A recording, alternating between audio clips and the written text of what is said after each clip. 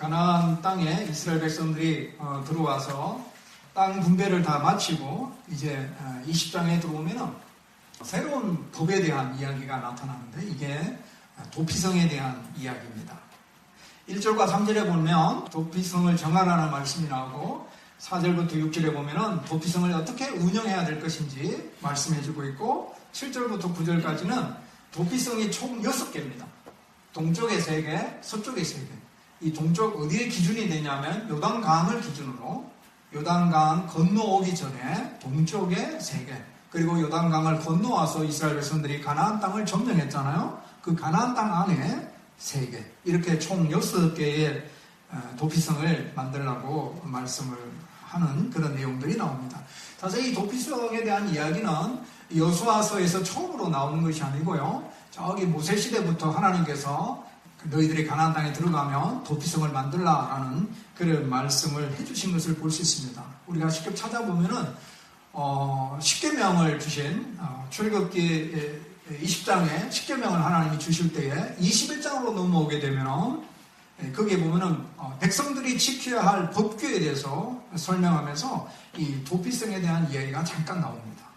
그리고 좀 더 구체적으로 도피성에 대한 언급이 나오는 데가 민수기 35장에 가게 되면 10절과 11절에 보면 이런 말씀이 나옵니다. 이스라엘 자손에게 말하여 그들에게 이르라. 너희가 요단강을 건너 가나안 땅에 들어가거든 너희를 위하여 성읍을 도피성으로 정하여 부지 중에 살인한 자가 그리로 피하게 하라 라는 말씀이 나옵니다. 그래서 모세 때는 사실 이 도피성을 만들 수가 없잖아요. 광야 생활이니까 계속 이게 움직여야 되니까 가나안 땅을 향하여 나아가야 되니까 도피성을 만들 수가 없죠. 이제 여호수아가 가나안 땅을 점령하고 난 다음에 땅 분배 끝나고 도피성을 이제 만든 겁니다. 6개의 성을 지정을 하게 됩니다. 도피성이 뭐냐면 3절에 잘 언급하고 있는데요. 부지 중에 실수로 사람을 죽인 자 그리로 도망하게 하라. 이는 너희를 위해 피해 보복자를 피할 것이나. 그러니까 도피성은 뭐냐면 부지 중에 실수로 사람을 죽인 자가 도망갈 수 있는 곳이었습니다. 이 부지 중이라는 것은 뭐 실수로 또 과실로 또는 알지 못한 채 뭐 이런 뜻인데 실수로 사람을 죽인 경우 그런 경우에 도피성에 도망하여서 자기가 죽지 않을 수가 있는 그 법규였어요. 자, 왜 이런 도피성을 만들었을까 하면은 이 피해 보복자 때문에 그렇습니다. 이 피해 보복자라는 말은 뭐냐면 어떤 사람이 실수로 사람을 죽였잖아요? 그러면 그 사람의 가족이 있을 거 아니에요. 그리고 그 사람의 또 친척이 있을 거 아니에요. 그런 사람이 볼 때는 굉장히 억울하단 말이죠. 자기 가족이 죽었으니까. 그러니까 복수를 해야 되겠다라고 생각하죠. 그래서 복수하는, 그게 피해 보복자입니다. 복수하는 자들로부터 이 실수로 살인한 자를 보호하기 위해서 도피성을 만들라고 하신 겁니다. 이때 당시에 율법은요, 춘대로 받는 그런 모습이었어요. 율법이. 출애굽기 21장 23절에서 25절에 보면은 그러나 다른 해가 있으면 갑되 생명은 생명으로 눈은 눈으로 이는 이로 손은 손으로 발은 발로 된 것은 된 것으로 상하게 한 것은 상함으로 때린 것은 때린 것으로. 이때 당시 율법이 이랬어요. 내가 한 방 맞았잖아요. 그러면 한 방 때리는 거예요. 이게 받은 대로 그대로 돌려주는 것이 율법의 법칙이었어요. 그러니까 사람을 죽였으니까 자기 생명을 내놓아야 되는 겁니다. 하지만 이 사람이 고의로 일부러 내가 이 사람을 죽이기 위해서 죽인 그런 게 아니라 실수로 죽인 경우는 하나님께서 이 피해 보복자의 보복을 막기 위해서 이 도피성을 만드신 거죠. 도피성에 도망했다고 해서 모든 사람이 다 피해 보복자에게서부터 피할 수 있는 것은 아닙니다. 첫 번째는 고의로 사람을 죽인 경우는 도피성에 피했다 하더라도 그 사람은 불려나가서 자신의 생명을 내어놓아야 합니다. 단지 실수로 사람을 죽인 경우만 그렇습니다. 실수로 사람을 죽인 경우 도피성에 들어갔을 때에 피해 보복자가 그의 생명을 빼앗지 못한 거죠. 하지만 이 절차가 있습니다. 내가 사람을 죽였을 때에 이제 도피성에 도망을 가잖아요. 도망을 가면 그 성읍에 있는 장로들이 있습니다. 그 장로들한테 내가 예차해서 이 살인을 저질렀습니다 라고 이야기를 하죠. 그러면은 장로들이 그 도피성 어느 한 곳에 기거하게 합니다. 여기 살라고 이야기를 해요. 그래서 거기 있으면서 이제 재판이 열릴 때까지 기다리는 겁니다. 이 재판은 자기가 살인한 그 도성에 가서 재판을 받는 것으로 보여집니다. 거기 가서 재판을 받게 되어서 재판의 결과가 이 사람은 고의가 아니고 실수로 이렇게 살인하게 되었다라고 판정이 되면 여기서 풀려나는 게 아닙니다. 그렇게 되면 다시 도피성으로 와서 거기서 도피성에서 살아야 됩니다. 감금되는 겁니다. 그 도피성에 감금되어 있습니다. 자기 집으로 돌아가지 못합니다. 그래서 도피성에서 살다가 대제사장이, 그때 당시에 대제사장이 죽으면 이 사람이 자유의 몸이 됩니다. 자기 집으로 돌아갑니다. 자, 이 부분을 우리가 살펴보고자 하는데요. 자, 여기서 우리는 하나님의 사랑, 하나님의 은혜, 또 하나님의 공의, 이런 것들을 생각해 볼 수 있지만, 이 도피성의 모습 속에서 저는 예수 그리스도를 나타내는 모습을 찾았습니다. 이 도피성에 나타나고 있는 예수 그리스도의 모습, 오늘 두 가지를 볼 건데요. 첫째는 이 도피성은 죄인을 보호하는 곳입니다. 실수로 살인죄를 지었지만 도피성으로 도망가게 되면 살 수가 있었어요. 피해 보급자가 쫓아온다 할지라도 그는 도피성에 들어가기만 하면 죽지 않을 수 있는, 이 도피성이 그의 보호자의 역할, 보호의 역할을 했습니다. 이런 의미에서 예수님은 우리의 도피성이 됩니다. 예수님은 우리의 도피성이 됩니다. 우리는 죄로 말미암아 영원히 죽은 죄인이잖아요. 그냥 죄 가운데 살다가 영원한 형벌을 받을 자들입니다. 죄 가운데 있을 때 우리가 세상의 풍조를 따르고 또 공중의 권세 잡은 자 마귀를 따르고 또 우리의 육신의 욕심과 또 마음이 원하는 대로 그렇게 살았던 그런 자였습니다. 그래서 하나님 앞에 우리가 본질상 진노의 자녀라고 이야기해요. 우리 스스로 이 죄를 극복해 보려고 아무리 노력하지만은 인간의 힘으로는 이 죄를 극복할 수가 없습니다. 왜냐하면 타락한 인간이기 때문에 그렇습니다.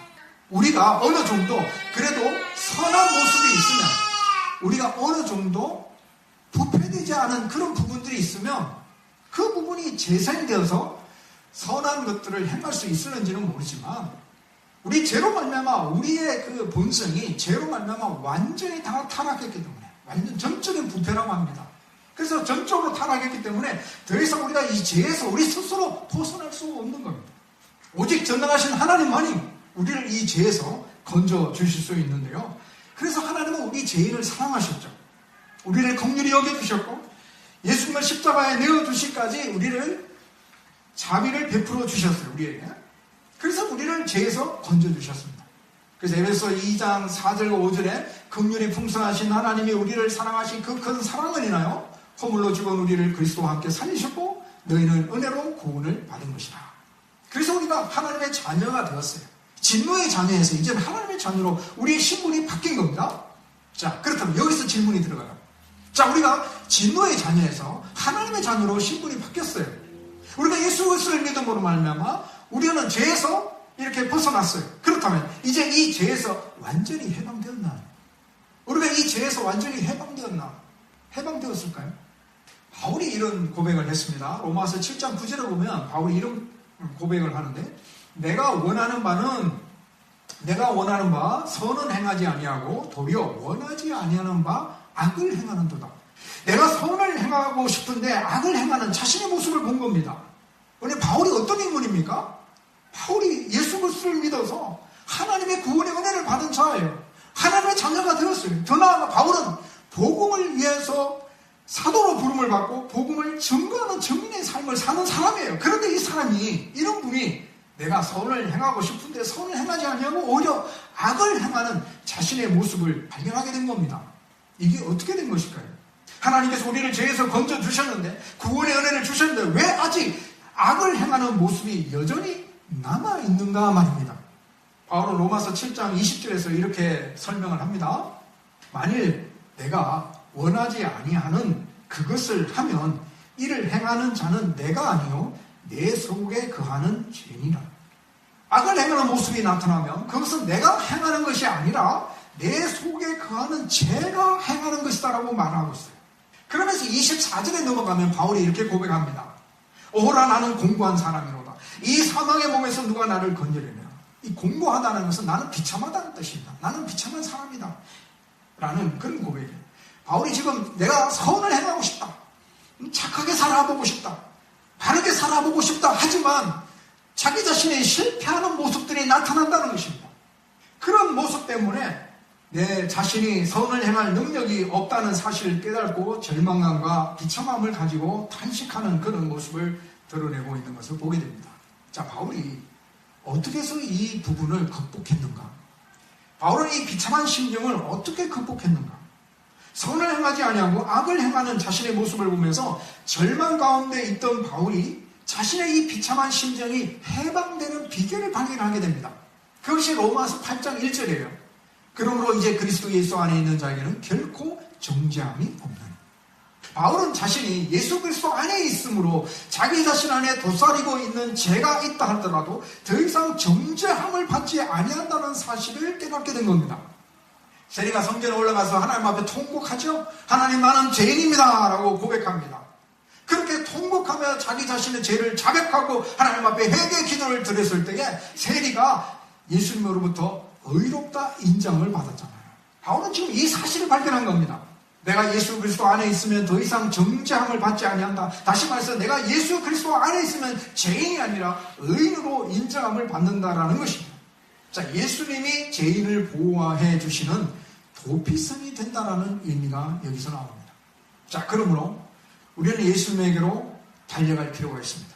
예수님을 나의 도피성으로 삼고 그 도피성 안으로 들어가야 합니다. 우리가 예수님 안에 있으면 그 누구도 우리를 정죄하지 못합니다. 악한 마귀 사단이 우리를 정죄하지 못합니다. 내 자신도 나를 정죄하지 못합니다. 우리가 예수님 안에 있으면 우리의 모든 무거운 죄의 짐이 내려지며 죄의 심판에서 완전히 벗어나게 됩니다. 예수님 안에 있으면 하나님께서도 우리를 죄인이라 부르시지 아니하시고 의인이라 불러주십니다. 자, 예수님 안에 있으면 우리가 의롭다라고 인정을 받게 됩니다. 그렇다면 예수님 안에 있는 모습이 뭔가요? 우리가 예수님 안에 있는 모습이 뭡니까? 우리가 도피성, 우리의 도피성이 되시는 예수님 안에 있는 그 모습이 뭡니까? 구약 성경에 보면 욥이라는 인물이 나와요. 욥이라는 인물이 소개되어지는 내용을 보면 욥은 이렇다라고 소개합니다. 온전하고 정직하여 하나님을 경외하며 악에서 떠난 자다. 이렇게 소개하고 있어요. 자, 오늘 이 마지막 소개된 이 단어, 악에서 떠난 자, 욥을 소개할 때에 악에서 떠난 자라고 소개하고 있는 것이 참으로 놀랍습니다. 어떻게 해서 욥은 악에서 떠난 자의 삶으로 살아가고 있었을까? 비결이 있습니다. 욥의 신앙에 아주 특이한 점이 있는데요. 그것은 자녀들의 어떤 생일잔치가 이루어졌을 때 끝나면은 자녀들을 불러다가 성결케 하고 아침에 자녀들 명수대로 번제를 드린 모습이 나타납니다. 욥이 이렇게 한 이유가 뭐냐면 그들이 벌새 파티를 통해서 하나님 앞에 범죄하거나 또는 하나님을 또 욕되게 했던 그런 모습들이 있지 않냐라는 그런 생각에 욥이 그들을 성결케 하고 하나님 앞에 번제를 드림으로 회개하게 하는 그런 모습들입니다. 그러니까 욥은 그 자녀들의 죄악 가운데 머물러 있지 않게 하기 위해서 그들을 성결케 하고 그들을 위하여 번제에 드린 그런 모습을 나타내고 있습니다. 이것이 오늘 우리에게는 무엇을 시사하고 있습니까? 이게 바로 우리가 예수님에게로 달려가는 모습입니다. 예수님 안에 거하고자 하는 모습이에요. 예수님을 나의 도피성으로 삼고 늘 예수님 안에 있으려고 애쓰는 모습입니다. 오늘 우리들의 신앙의 모습이 이 욥과 같은 그런 신앙의 모습을 열심히 드러낼 필요가 있습니다. 우리가 일상생활 가운데 어려운 일을 만날 때도 있고 또 화낼 만한 사건들이 발생할 때도 있잖아요. 그럴 때 우리가 우리 안에서 일어나는 죄가 힘을 못 써도록 얼른 우리가 예수님께로 달려가야 됩니다. 예수님을 찾아야 돼요. 예수님 앞에 기도해야 됩니다. 예수님의 말씀을 묵상해야 됩니다. 그래야 악한 자리로 나아가지 않게 된다는 것입니다. 이것이 바로 예수님을 나의 도피성으로 삼고 살아가는 그리스도의 삶의 모습입니다. 그냥 예수님은 저 멀리 계시고 나는 내 나름대로 내 뜻대로 그냥 행동해 나가게 되면 내가 죄의 구렁텅이에 빠지게 되어 있다는 것입니다. 우리에게 도전해오는 수많은 유혹들이 많습니다. 불끈불끈 우리 안에 일어나는 죄악의 본성들이 많습니다. 그럴 때마다 우리가 예수님을 찾아야 돼요. 나의 도피성이잖아요. 나의 피난처 되시는 분이잖아요. 예수님이 말씀해 주신 그 말씀을 묵상해 나가는 겁니다. 예수님 앞에 기도해 나가는 겁니다. 예수님의 도와달라고 요청하는 것입니다. 그럴 때 우리가 이 죄악의 늪에서 혹시나 빠지는 그런 우려에서 우리가 벗어날 수가 있다는 사실이에요. 자, 두 번째, 이 도피성은 예수 그리스도의 모습을 드러내고 있는데, 이 도피성에 들어간 사람이 참된 자유를 얻게 되는 때가 언제냐면 대제사장이 사망했을 때 자유롭게 된다고 그랬죠. 대제사장이 사망했을 때 그 도피성에 감금되어 있다가 이제는 자유의 몸으로 자기 집으로 돌아가게 됩니다. 이 대제사장은 몇 명일까요? 한 명입니다. 이스라엘의 대제사장은 한 명이고 그 대제사장은 레위 지파의 우두머리고 종교의 우두머리입니다. 초대 대제사장이 누구냐면 아론이죠. 아론. 그래서 아론 밑으로 해서 계속 이 대제사장직이 물려지게 되는데 이 대제사장직은 종신직입니다. 종신직이라는 것은 죽을 때까지 한다는 겁니다. 죽을 때까지. 사망해야 그 다음 대제사장이 세워지게 되는데 근데 신약시대에 들어오게 되면 성경에 보면 대제사장들이라는 이런 문구들이 나타나는데 그것은 이제 로마 시대의 지배하에 있기 때문에 어떤 로마의 영향을 받아가지고 대제사장이 지명됨으로 인해서 이 대제사장이 사망하지 아니하고 은퇴하게 되고 겹치는 그런 모습들이 나타나서 신약시대에는 대제사장들이라는 말이 나타나는데 원래는 한 명입니다. 이 대제사장이 했던 일들이 뭐냐면 백성들의 죄를 위해서 죄를 속하기 위해서 속죄의 제사 드리는 일들을 이 대제사장이 잘 감당을 했는데요. 특이하게는 중요하게는 이 대제사장이 백성들의 죄를 속죄하는 속죄의 제사를 드릴 때 7월 10일 날, 그 7월 10일은 대속죄일입니다. 대속죄일. 그래서 이 대제사장이 속죄의 제사를 드릴 때 이 7월 10일 날은 지성소에 들어갑니다. 성소 안쪽에 지성소가 있죠. 그 지성소에 들어가서 하나님 앞에 제사하는 그런 모습이 있는데 이때가 7월 10일 대속죄일입니다. 그런 사역들을 이 대제사장이 했어요. 자, 이 대제사장이 죽었을 때에 도피성에 피하였던 그 사람들은 자유의 몸이 됩니다. 자, 이것이 대제사장의 죽음이 오늘 예수 그리스도의 속죄의 사역을 예표하고 있습니다. 예수 그리스도의 속죄의 사역. 그래서 우리는 예수 그리스도의 죽음을 통해서 우리가 자유함을 얻게 되죠. 요한복음 8장 32절에 보면 진리를 알지니 진리가 너희를 자유케 하리라. 진리가 누구예요? 예수님이죠. 그 36절에 가서는 더 분명하게 이야기합니다. 그러므로 아들이 너희를 자유롭게 하면 너희가 참으로 자유로우리라. 아들이라고 언급하고 있죠. 자, 그렇다면 우리가 뭐에 대한 자유죠? 무엇에 대한 자유를 누리는 겁니까? 죄에 대한 자유입니다. 죄에 대해서 자유를 누리는 겁니다. 그 살인자가 살인죄를 저질렀잖아요. 그 살인죄를 저질러서 그 살인죄에 대한 자유함을 얻게 되는 것은 이 대제사장이 죽었을 때 자유함을 얻게 되는 것처럼 예수님께서 우리를 죄에서 자유롭게 하셨다라는 거죠. 근데 요한복음 8장 34절에 보면은 죄를 범하는 자마다 죄의 종이라고 했어요. 종은 자유가 없죠? 종은 주인이 시키는 대로 하죠. 종은 자신의 생각과 의지와 결단에 따라 행동할 수 없어요. 종의 모든 부분이 주인의 지배를 받으면 주인이 시키는 대로 하는 겁니다. 그래서 죄를 범하는 자마다 죄의 종이라 했어요. 그래서 죄가 시키는 대로 쭉쭉쭉 하다 보니까 죄가 마지막에 끌고 가는 종착점이 어디예요?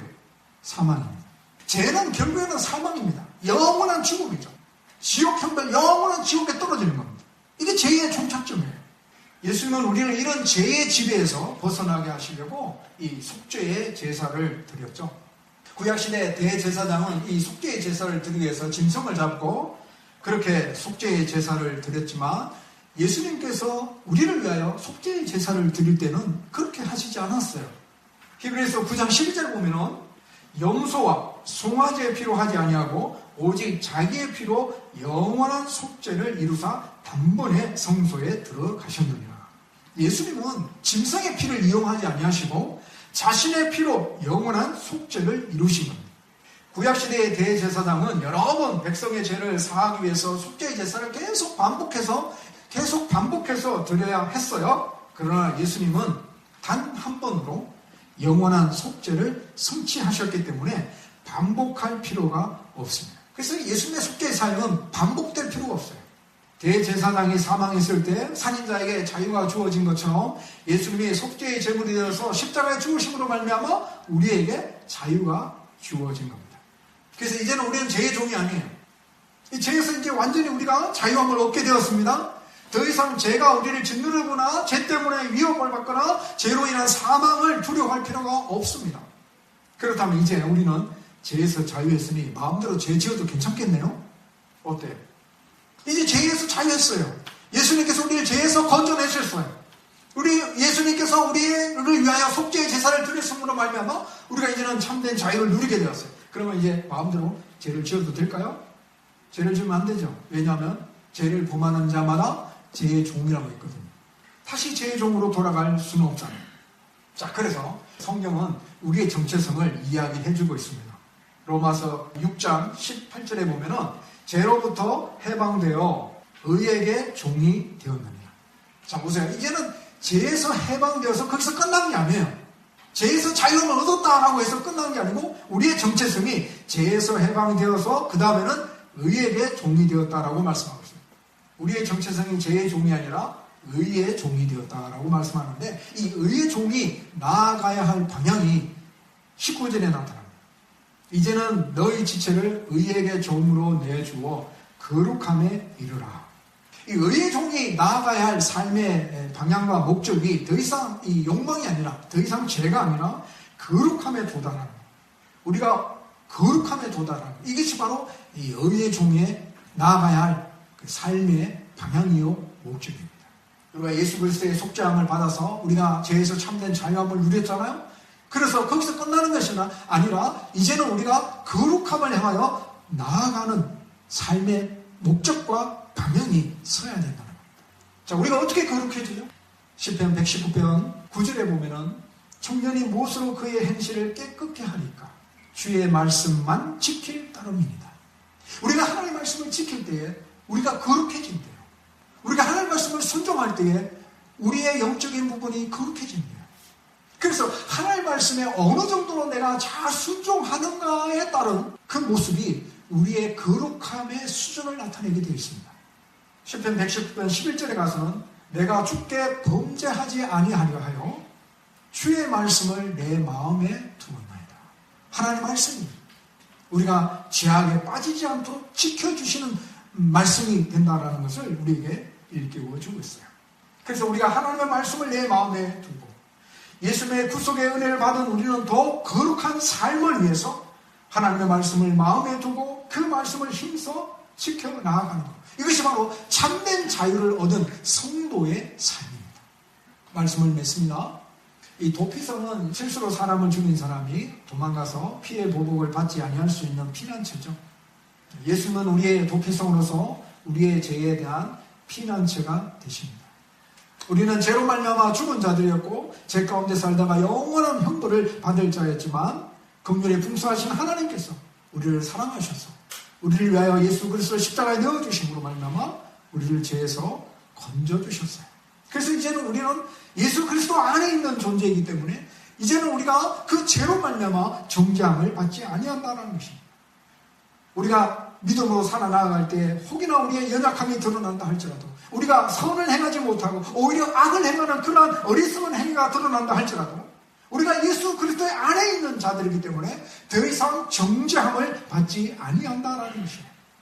부패한 본성 때문에 우리의 악한 행위가 드러날 때 우리는 그때 열심히 예수님에게로 달려가야 돼요. 욥이 성결케 하고 번제를 드린 것처럼 우리는 예수님께 기도하고 예수님의 말씀을 묵상함으로 인해서 예수님 안에 거하려고 힘쓰고 노력해야 될 필요가 있습니다. 이것이 바로 예수님을 나의 피난처로 삼고 살아가는 성도의 삶인데 이런 삶을 살아갈 때 우리가 악에서 떠난 자의 삶을 살 수가 있는 거예요. 도피성에 들어간 자가 대제사장이 사망했을 때에 자유의 몸을 얻고 자기 집으로 돌아갈 수 있었던 것처럼 예수님의 이 속죄의 사역을 예표하고 있습니다.